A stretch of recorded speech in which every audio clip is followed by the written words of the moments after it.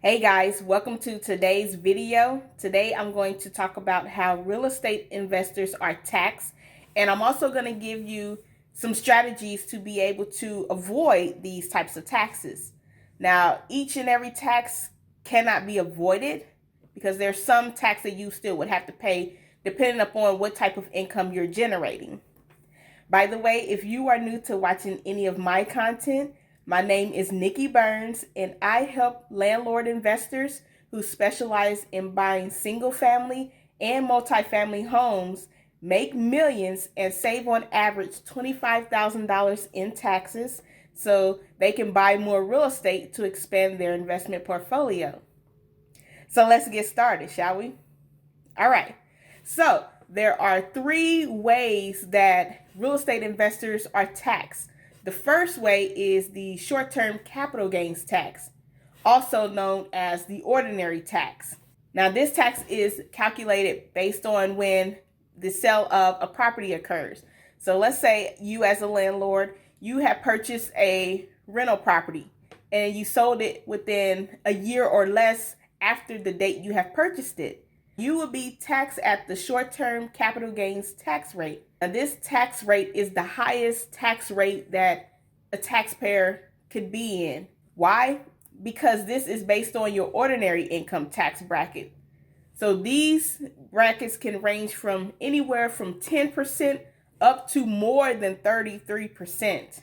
And any other sources of income, such as rental income, is also taxed at the ordinary tax rate. So let's dig into some examples so you can see how this affects your total taxes. So let's just say that you have purchased a rental property for $200,000. And then you sold it within 1 year or less after you had purchased it for $230,000. Well, that leaves you a capital gain of $30,000. Now, in order to determine how much taxes you have to pay on that $30,000, you also have to consider any sales costs that you may have incurred, such as commissions or any other selling costs to actually sell the property. So you have to deduct that to determine what your taxable income will be. Let's say that you had to pay $10,000 to a real estate agent to sell your property. Now you have a $20,000 capital gain. And let's say that you also had $10,000 worth of rental income for that year. So now we need to add $10,000 back for rental income that you received for the year. Now that puts you back at a $30,000 short-term capital gain. Now let's just assume that you are in the 24% tax bracket.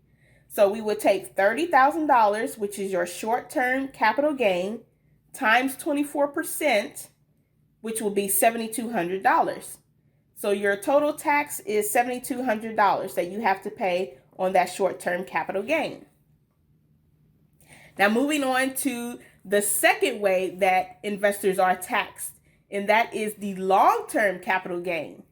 Now the long-term capital gain has a better benefit than the short-term capital gain because the tax rate for this particular gain is always going to be at 15%. Now this tax is determined when you sell your property after holding it for more than a year. So we're going to take the same scenario and we're going to assume again that you purchased the property for $200,000 and you sold it for $230,000. That leaves you a capital gain of $30,000, and you have to pay commissions of $20,000 to the real estate agent to sell the property.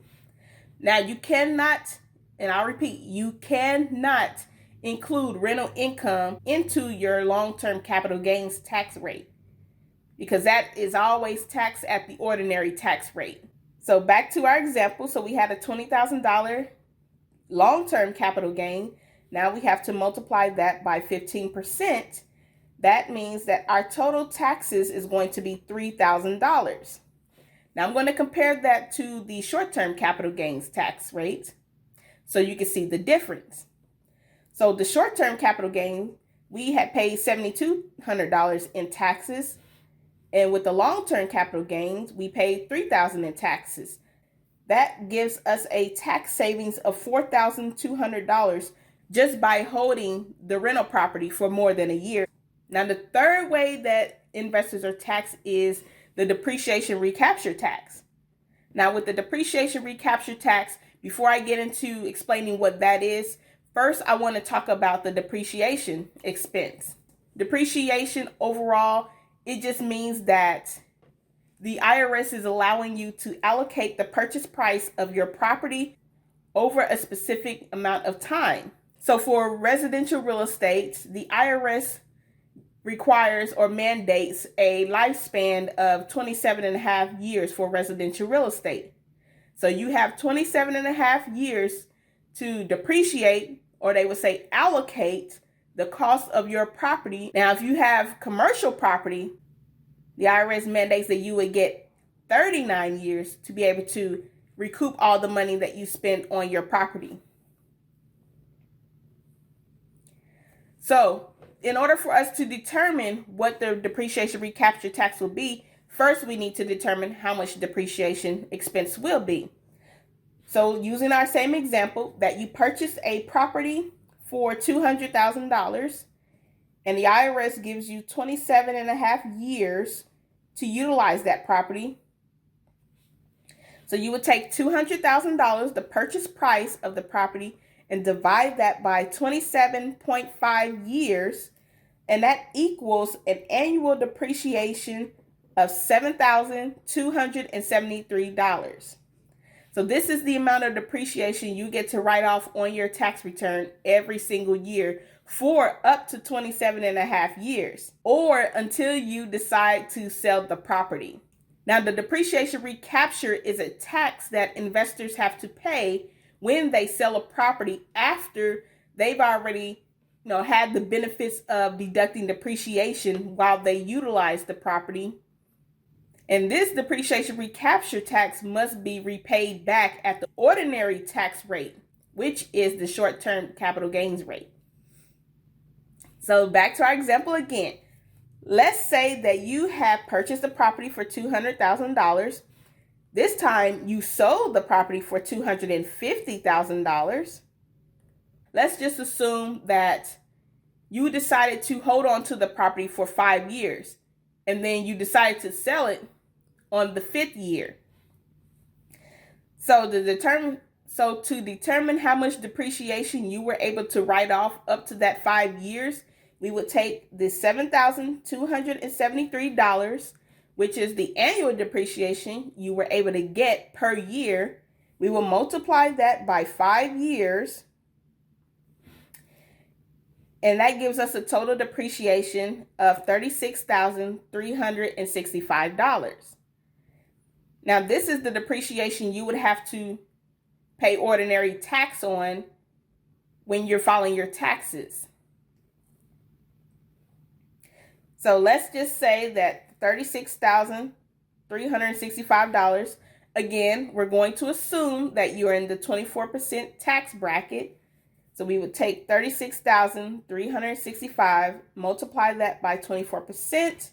Then that gives you a depreciation recapture tax of $8,728.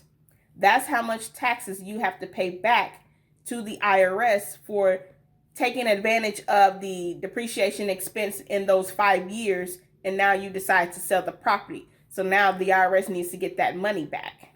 Now let's calculate what your long-term capital gains would be on the sale of that property. Now let's go back to our example again.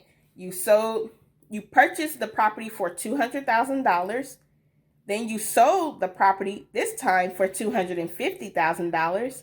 That left you a long-term capital gain of $50,000.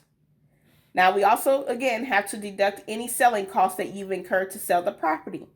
So now let's say this time you paid $20,000 in sales commissions. Now that leaves you a total long-term capital gain of $30,000.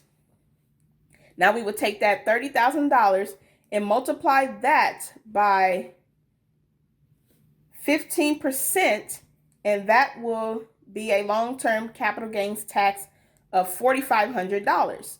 So now you have the long-term capital gains tax of $4,500 plus the short-term capital gains tax of $8,728 for the depreciation recapture.